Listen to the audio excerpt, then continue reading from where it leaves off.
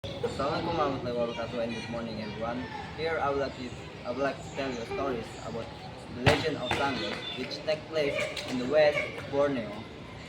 The story is so simple. It's about two persons who fell in love with each other, but their parents cannot accept their love. And I think that the story can teach us many things. So well, ladies and gentlemen, let us go into the story. Oh. The Legend of Sangao.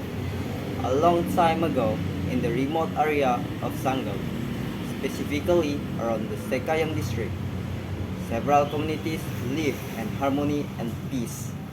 The houses were built simply, and nearly every house had a small garden beside it where women planted vegetables. Every morning, the men and boys would go to the forest, collect firewood, pick fresh fruit, and hunt. Others worked in the rice field or fish in the river using nets and rods. The women and girls, as usual, would wash clothes, dry them under the sun, harvest vegetables for the day meals, boil water, and cook rice. The kitchen was often separated from the main house, located at the back. This was because cooking was done using firewood and the open air kitchen, designed for preventing smoke from entering the house. Every day, a young man with an average build, neither tall nor short, could be seen at the river.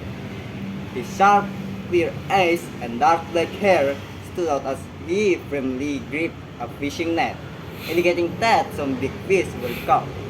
The river was calm, pristine, and natural.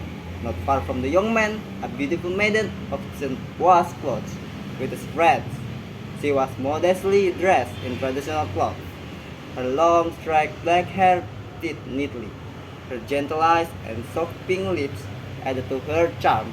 Occasionally, the young man would glance at her, and she would shyly return his look with a smile. Over time, as they frequently saw and greeted each other, love grew between them. One day, the young man expressed his feelings to the maiden. Blushing, she revealed that she felt the same way too. They both believed in their love and decided to continue their relationship. One day, the young man went to the maiden's house to speak with her parents about his intentions. Sincerely and with great determination, he asked for her hand in marriage. However, her parents rejected him and strongly disapproved of their relationship. The reason was that the young man came from a lower caste, which was considered unacceptable at the time. Despite her parents' disapproval, the maiden persistently tried to convince them, explaining that love should not be born by social class. However, her parents remained firm in their decision. The maiden's deep and unwavering love for the young man did not waver. Her father, enraged by her persistence, and finally said that, "If you insist on being with that young man, I will kill him." With tears in her eyes, the maiden replied, "Then kill me along with him. But I have one request. Bury us together in one grave." Blinded by anger, her father carried out his threat, killing both the young man and his daughter. Blood flowed from their lifeless bodies, leaving their parents devastated with the regret. However, it was too late. No amount of sorrow and sadness could bring back the lives that were lost. Remembering his daughter's last request, the father buried the two lovers in the same grave. Years and years later, a beautiful white flowers began to grow over their grave, spreading a sweet fragrance. This flower also grew throughout the surrounding people. People named the flower Kembang Fatma. According to another history, the maiden name was Fatma, which is why the flower was named after her. In the past, elders in Sangao, especially in areas like Beduay, Sekayam, and Balay Karangan, often searched for this flower.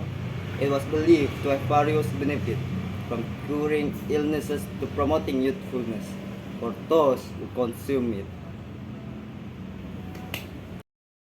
Well, ladies and gentlemen, in conclusion, the story teaches us that true love is more important than social differences. And being unfair or angry can lead us to regret and sadness. Well, ladies and gentlemen, I do apologize if there is a mistake during my storytelling video. And thank you for your kind attention.